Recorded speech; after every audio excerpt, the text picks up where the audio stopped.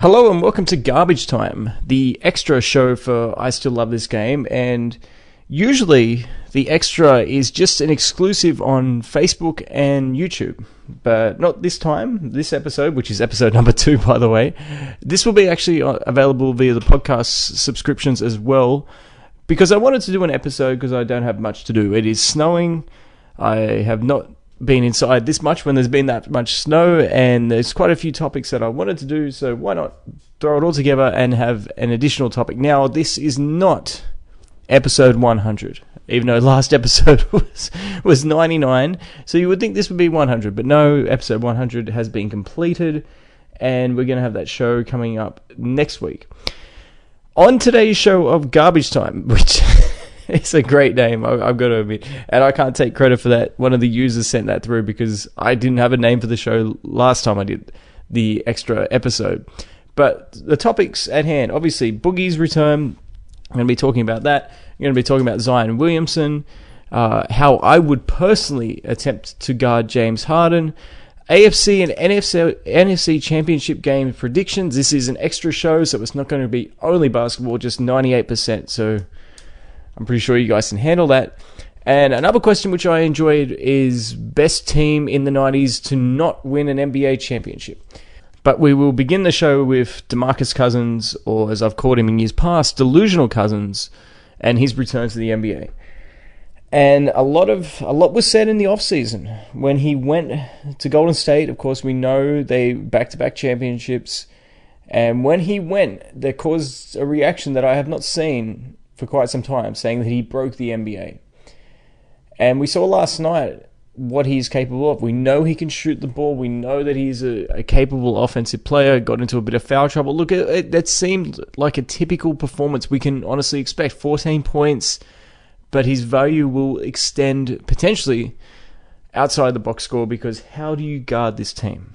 How do you guard this team when they have 5 All-Stars? Not from this year. They're not going to have 5 All-Stars this year. That's obvious. But from last year's All-Star game, they have 5 All-Stars. And that's Draymond Green, Kevin Durant, Steph Curry, Klay Thompson, and, of course, Cousins. How do you guard a team like that? And is there enough... But the counter to that is, are there enough basketballs to go around? Are there enough shots to go around on this team? Can Cousins do the smaller things? Can he fit into a Draymond Green type role where he doesn't have to shoot the ball 5 times in a game to be effective?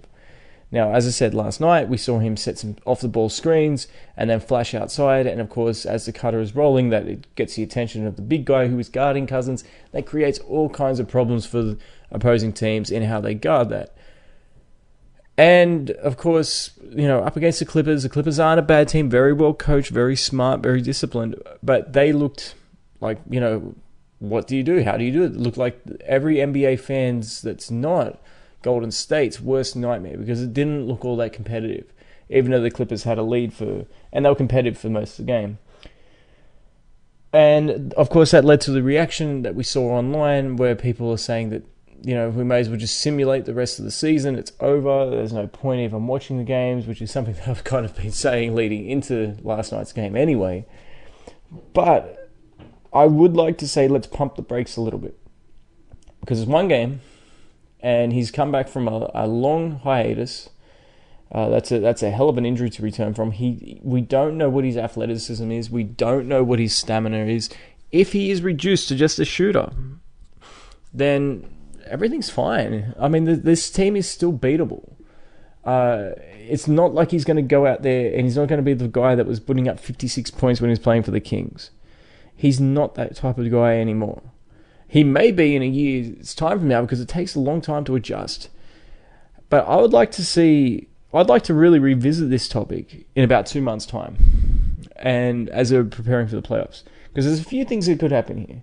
If he starts to play well, that might be the worst thing that ever happened to this Warriors team, by the way. Because if he starts to play well, he may want more shots. He may want the ball more. He may want a bigger role, especially on the offensive end. And once again, how do you find enough shots for him in that situation? You have guys like Klay Thompson who have already sacrificed the games. Are you going to ask them to sacrifice even more? We've seen Steph Curry go on a tear the last week and a half. are we going to take away from his game now? Kevin Durant is not as mentally engaged as he has been the last 2 seasons.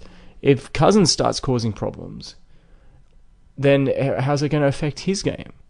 Now, I know that Golden State has done a semi-respectable job in handling the players, but that's not necessarily true either, though, because you think about Draymond Green and the problems they had with Draymond Green, especially in 2016, they didn't really handle him.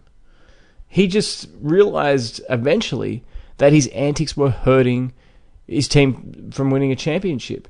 And it was a very harsh lesson for him that it took being suspended in Game 5 of the 2016 finals before he finally got it. And even you could even argue that he really didn't learn anything, because there was plenty of gasoline there waiting for it to be ignited with the whole Kevin Durant, what's he going to do in the offseason? But Draymond Green was the one that, set that whole thing alight up against, ironically, the Clippers earlier in the season. So he still has those moments of madness.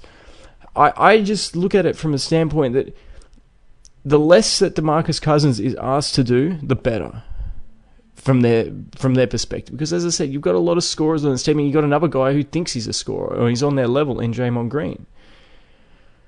So even if so everyone's worst nightmares, that might be Golden State's worst nightmare. If DeMarcus Cousins really does round into form, then how are they going to actually accommodate him on the offensive end? Because he's shown no signs, whether it's with Anthony Davis or whether it's with Rondo in Sacramento or whoever. We have not seen it from him where he actually has the ability to fit in around his teammates. And this is going to be an ultimate test for him. And keep in mind, this is a contract year as well. People don't want to see him put up 5 points and 6 rebounds in 25 minutes a game. If they see that, then we're going to have an Isaiah Thomas situation. I'm not talking about the real Isaiah Thomas. I'm talking about the midget Isaiah Thomas. So my point is, everybody's expecting this to be like, it's over. It's done. We're not going to see a competitive basketball again because DeMarcus Cousins is going to put them over the edge. But if DeMarcus Cousins is actually playing well, that may actually hurt the Warriors more than it will help them. But I have been wrong before with this team, and especially now with the Rockets and the injuries that they are going through. The Rockets were the team that really stood up to the Warriors last year, and they, with their decline, and they're just dependent on James Harden so much that maybe it's reached the point where we have to face facts. Like, James Harden is playing fantastic, unbelievably well, but the Rockets are not playing as good as they were last year, and they very nearly beat the Warriors last year. We get that, but the fact that they didn't beat them and they've declined. Who's the next one up? Is it Denver? Is it Oklahoma City? Is it the Lakers? Is it Utah? Is it Portland? And none of those teams really strike me. Maybe Oklahoma. But apart from that, none of those teams really strike me as being, at least having the consistent talent to go toe-to-toe with these Warriors. So maybe that's the biggest thing. If you're concerned about competitiveness, it's not DeMarcus Cousins. It's been the Rockets' regression. And of course, you've got some teams in the Eastern Conference as well that, should they make the finals, that being the Warriors, they're going to have their hands full with. And I'm talking about, obviously, Milwaukee, Toronto, and maybe Boston if they get their act together. But I just mentioned him a second ago, so I may as well jump into this question. It would be a nice little segue. And that is, how would I actually guard James Harden? And there's been a lot of talk about this. Like, how do you stay in front of him? What I would do is, the three ball's killing you. If you're he's tearing up the league with crossover, three ball. So what I would do, I would pick him up full court, even off made shots. If someone else is bringing up the ball, whatever, you still stick with him, within a foot, and you just stick to him like Lou. And it's not, look, I'm not questioning his cardio. What I am saying, though, is if I'm able to stick with him, because he's the only really consistent offensive player for the Rockets right now. So if I stick to him like glue, at least make him use some screens off the ball or use some energy off the ball. So when he gets it, he has to size things up. He's not able to just walk into the positions where he wants to be. So that's exactly how I would guard him. I would give up the 2 rather than give up a 3. So if I'm sticking to he's left-handed, which makes it more difficult, but I would guard and play him, make him go to his right hand, but be close enough where it's enticing the drive. So I'm almost on his shoulder/hip, and I'll give him half a step. So if he wants to take the ball to the basket, he can do so, and then just hope and pray that my help will come over and at least force him into a difficult floater or whatever. And I also, if I would want my help to be coming from, not from the big, because he's too good at those lob passes, but with Capella out, that is appealing. But I'd want the help to come from another perimeter player, and that way you can at least scramble and force Austin Rivers to make shots, or PJ Tucker, who's a decent three-point shooter, force them to make shots. That's how I would guard him, and just hope that he's gotten so, he's playing at such a tear. It's all you can do now is play defense and hope, play good defense and hope that he misses a shot, because he's getting whatever he wants out there. But you've got to play him to his weaknesses, and right now, the 3-ball is his strength. So as good as he is driving the ball, relatively speaking, that's one of his weaknesses. Next question that I wanted to take on was Zion Williamson. Of course, if you don't watch college basketball, this guy is an athletic freak playing for the Duke University, and it's almost a sure thing, even if he got injured at this point and missed the rest of the regular season, that he would be the number 1 draft pick. Now, there's been some talk that maybe he should just sit out, which to me is insane. It's absolutely insane. Why would you? Why would you do that at that point? And you might be saying, well, he's already guaranteed the number 1 pick. What else does he have to gain? I'll tell you what he's got to gain. Experience. Dudes are only young. And I'll give you an example. I'll give you an example, right? Michael Jordan was only a freshman at North Carolina. And he, showed glimpses of brilliance, but he hadn't elevated his game. It wasn't until the national championship game, where he made the game-winning shot, the championship-winning shot, that he said after that game that he was talking to his dad, and he said, "I don't know what this is the start of, but I know it's something big." And he went from being called Mike Jordan to Michael Jordan, meaning that now he was a superstar. Now, if he had taken the Zion Williamson approach and felt, well, I'm still going to be a top 5 pick in the draft or whatever, and sat out, maybe he doesn't make that shot. Well, he definitely doesn't make shot, but maybe he doesn't develop that confidence, that killer instinct to go forward and reach for the stars. Tell me this: if Zion Williamson sits out the rest of the season, and he's the number 1 pick in the draft, we've seen plenty of number 1 picks in the draft not live up to expectations. So let's say that happens, right? And he becomes an all-star. Okay, given the expectations right now, that's not good enough.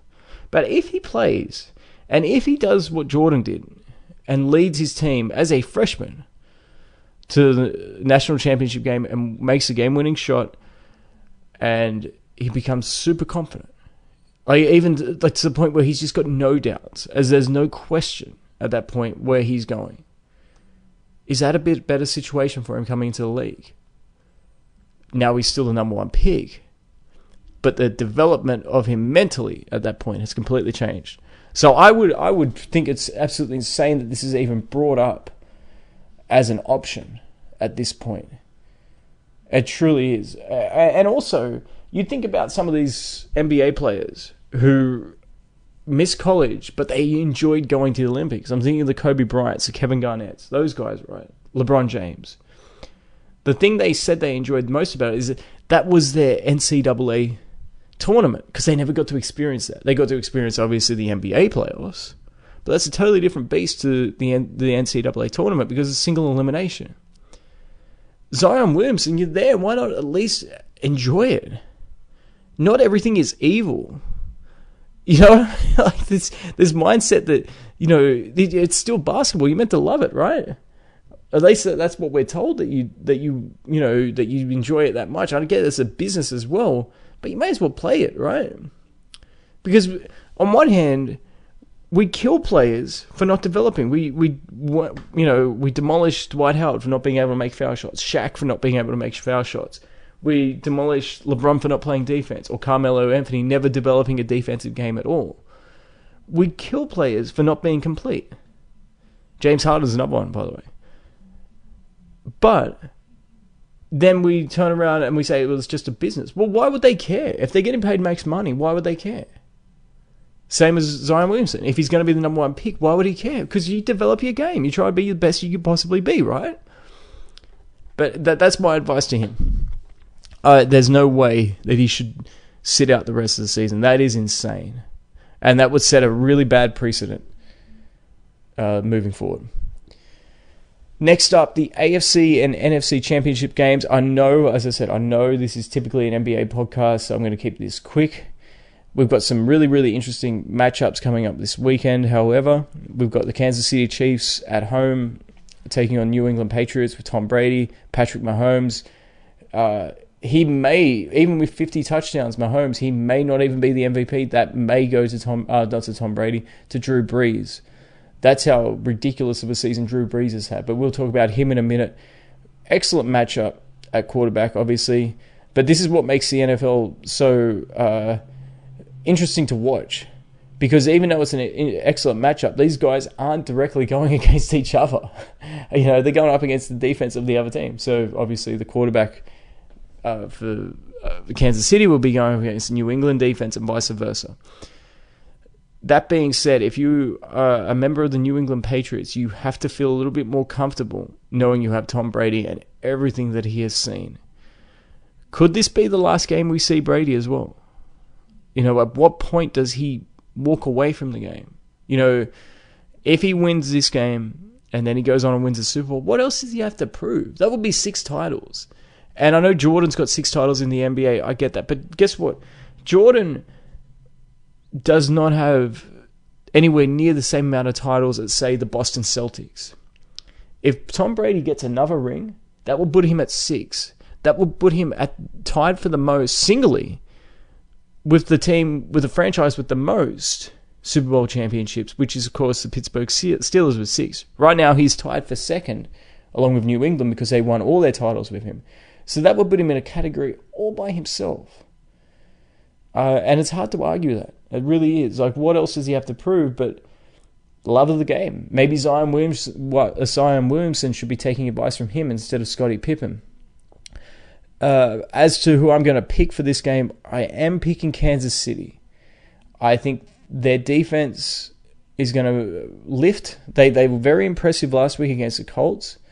We all thought that the Colts would be able to protect Andrew Luck, and they did to an extent, but Andrew Luck was not able to dominate the game like we also expected.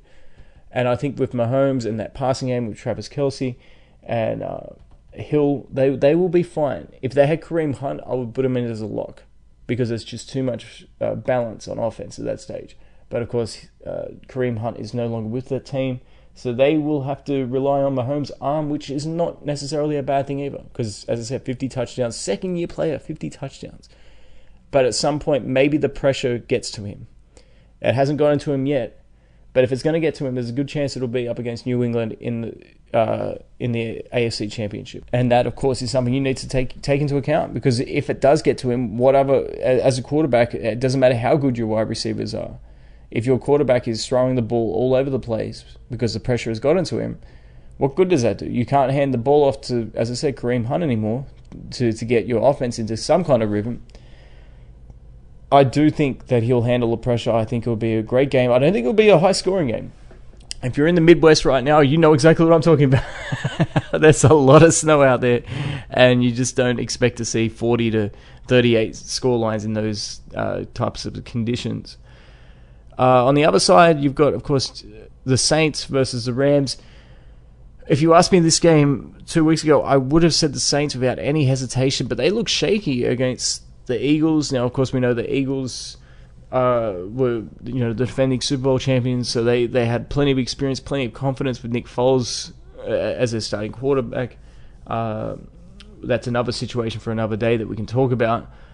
But after watching what the Rams did and just imposing their will, what I saw from them was not this glitz and glamour team with, Goff and all those guys just throwing the ball. We saw that the offensive line of the Rams really control that team, that being the Dallas Cowboys.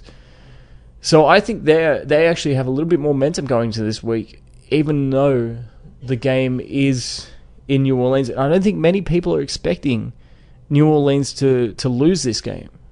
Or the other way to look at it is the Rams to actually win this game. So the way I'm looking at a little bit more momentum towards the Rams, so I'm going to go with them just it's so close. And of course we get a rematch of that incredible Monday night game for the Super Bowl now, and that will be between the Rams and the Chiefs, and I don't think anybody's going to complain about that situation. Then of course we have the final topic, which is, saving the best for last, because we got the best team in the 90s to not win a title. And there's plenty to choose from. Whether it's the 96 Orlando Magic, the 96 Sonics, the 93 Suns, the 93 Knicks, all these teams are great. We can go through this. Why not? I'm looking at the snow outside. I've got nothing better to do. So the Suns, loaded with talent. Absolutely loaded with talent. You had 3 All-Stars on the team. You had Kevin Johnson. You had Dan Marley. You had Charles Barkley. You had Cedric Ceballos, who got injured in the playoffs. So guess what? They replaced him with Richard Dumas. Richard Dumas put up 16 points in the NBA Finals per game. So, how much depth they had? They had Danny Ainge. They had... At every position, they went 2 or 3 deep. And they found themselves in quite a few holes in the NBA playoffs. They were down 0-2 to the Lakers in the first round. They came back. They won that. They'll push to 6 games. It would have been 7 games up against the Spurs. Had it not been for Barkley closing it out in Game 6 over David Robinson with an incredible step-back jumper to seal the series up. And David Robinson, for anybody that knows 90s basketball, they know that he is not a weak defender. That's why what Hakeem Olajuwon did to him was so impressive. And then in the next round, they went up against the Sonics with Payton and Kemp and Detlef Schrempf, and they were pushed to 7 games. They got through that. They didn't make it easy for themselves. It sounds like they struggled, but when they were on, this team was on. But they lacked focus. If you gave them a better coach, if Pat Riley was coaching this team instead of Paul Westphal, they would have won the title, without question. They found themselves down 0-2 to the Bulls. Won Game 3 in Chicago. The first 2 games were in Phoenix, by the way, too. So they lost the first 2 at home. You thought the series was over, right? Then they win a triple overtime game in Game 3. It took Jordan 55 points to prevent them from winning Game 4. Then they won Game 5, and it took Jordan, once again, really carrying his team down the stretch to get them over the line in Game 6 back in Phoenix. I don't think the better team won that series, by the way. Of course, the better player won that series. No question. No one was ever doubting after that series whether Jordan was better than Barkley. But I think the better team may have lost, and that's why I said if someone like Pat Riley was coaching this team as opposed to Paul Westphal, no question in my mind that they win that series. Then the 93 Knicks, Patrick Ewing. This guy is so underrated when it comes to what he was able to produce on both ends of the court. And one of the great what-ifs in NBA history to me is if Bernard King was able to stay healthy and played alongside Patrick Ewing, because Patrick Ewing was never a dominant scorer. He was not comfortable in those situations. But you give him Bernard King, and he can focus on defense, he can patrol the lane, he can control the rebounds, and he can be a good complementary scorer. Especially, imagine running a pick and roll with Bernard King and Patrick Ewing with that jump shot and that array of post moves. Needless to say, I'm a big fan of Patrick Ewing. I think he's underrated because he never won a title, but that's the reality of it.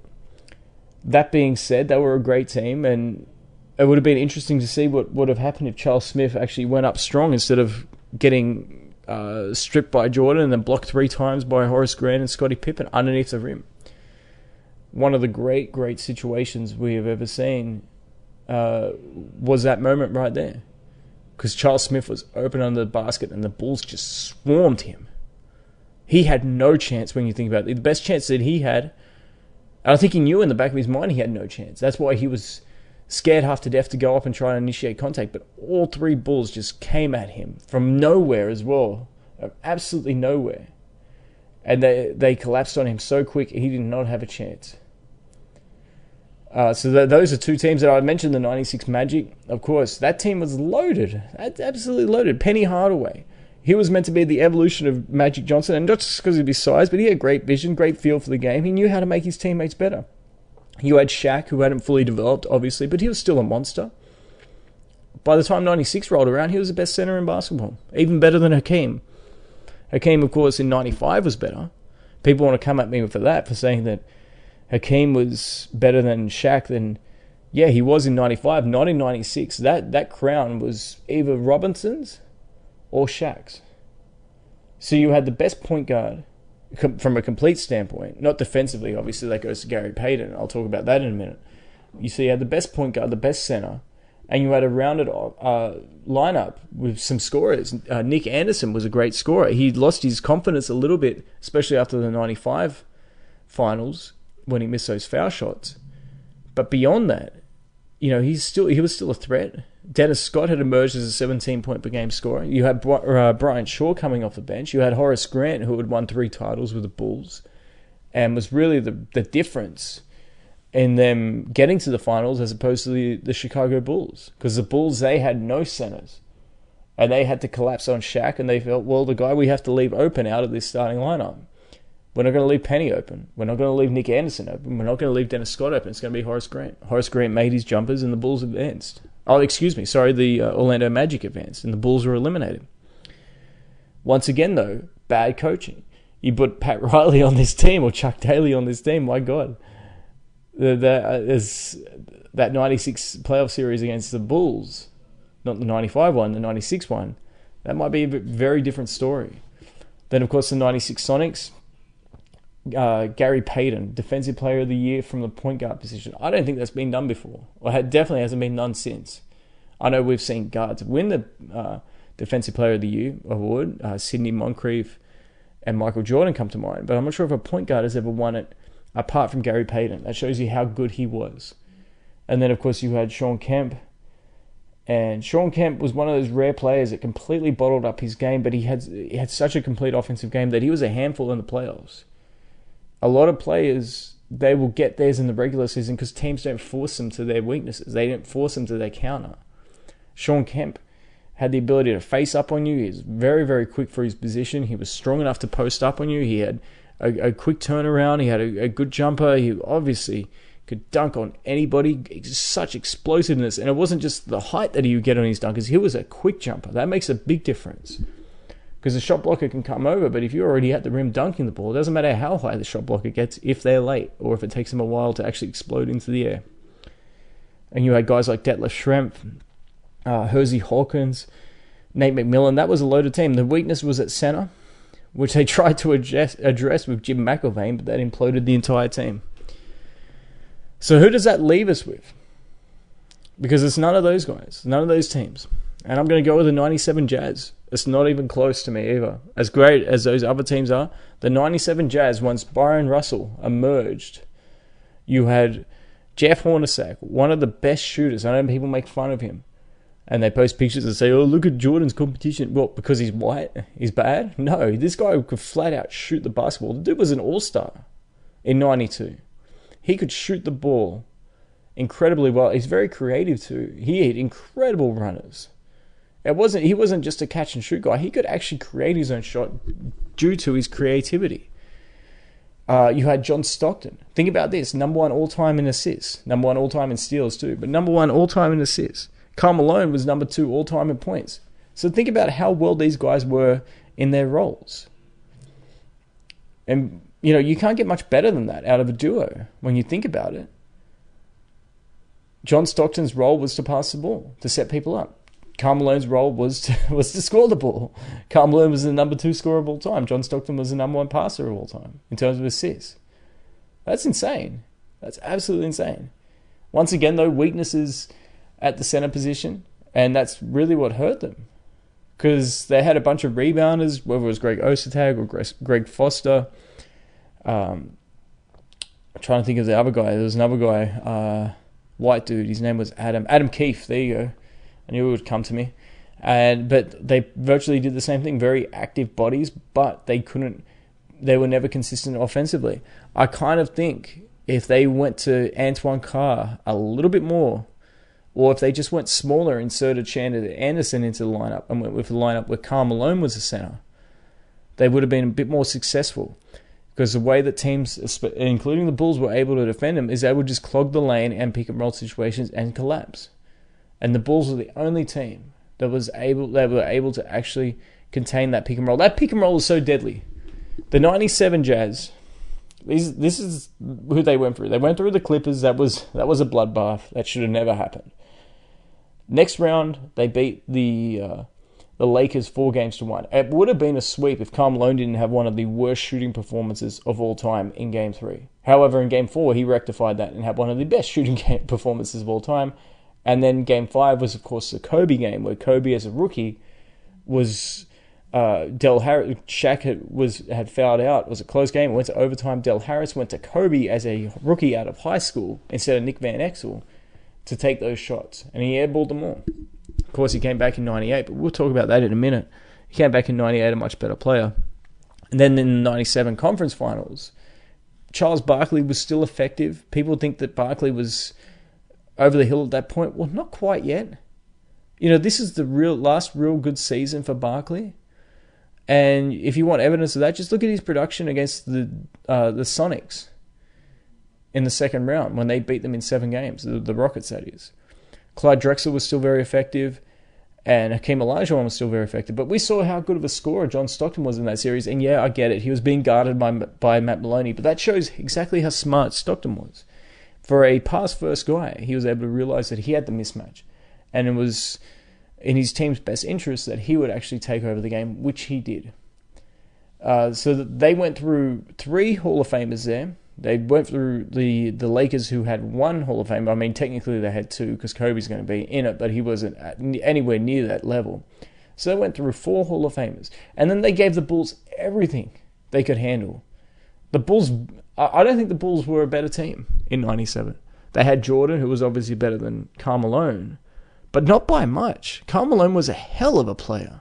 The difference was all mental at that stage, and that's where the difference really was between those 2 players. But, you take away those 2 missed foul shots from Karl Malone at the end of Game 1, and that series is very, very different. It's very different. And then, of course, you take away not just the 2 foul shots that were missed, but then Scottie Pippen being able to grab the rim as Shandon Anderson's going up for a layup. One of the worst no-calls in NBA history. The game was tied.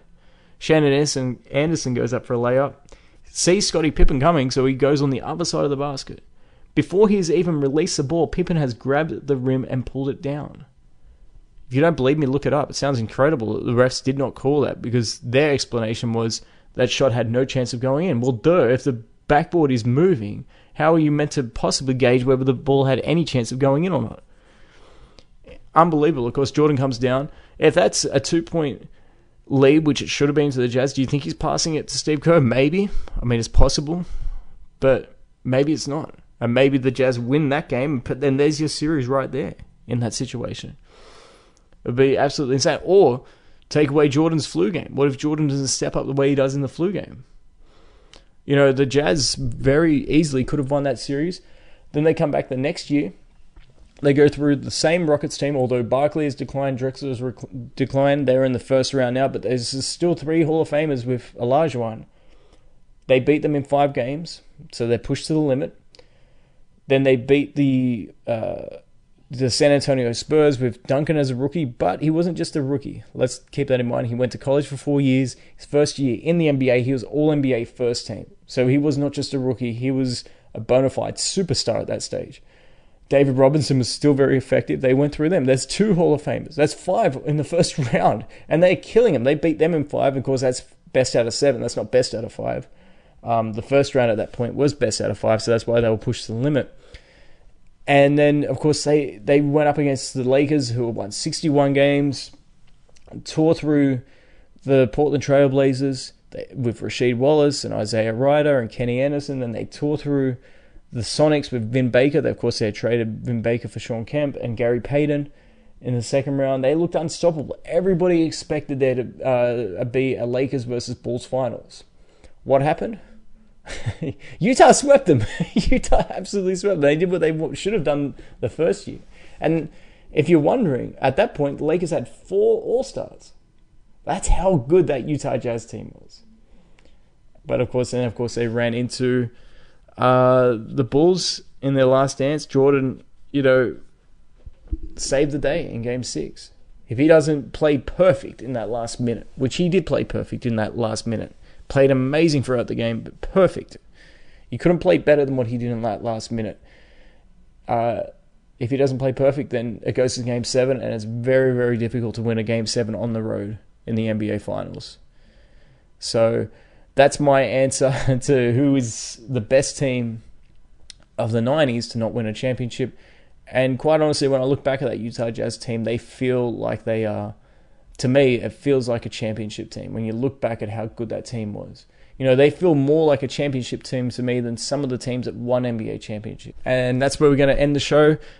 Please be safe if you're out here in the Midwest, and don't leave the house unless you have to. Enjoy the games tomorrow. Even if you're not a football fan, they should be fantastic. If not, there's some basketball games. Of course, the Lakers versus the Rockets tonight. It's worth tuning in even without LeBron not being there, because just for James Harden, he is that special right now. But yeah, I hope you enjoyed it. Garbage time. I like it. I like it a lot. And I will see you guys, or you'll hear from me, later this week with episode 100 of the I Still Love This Game podcast. Thank you very much, and take care.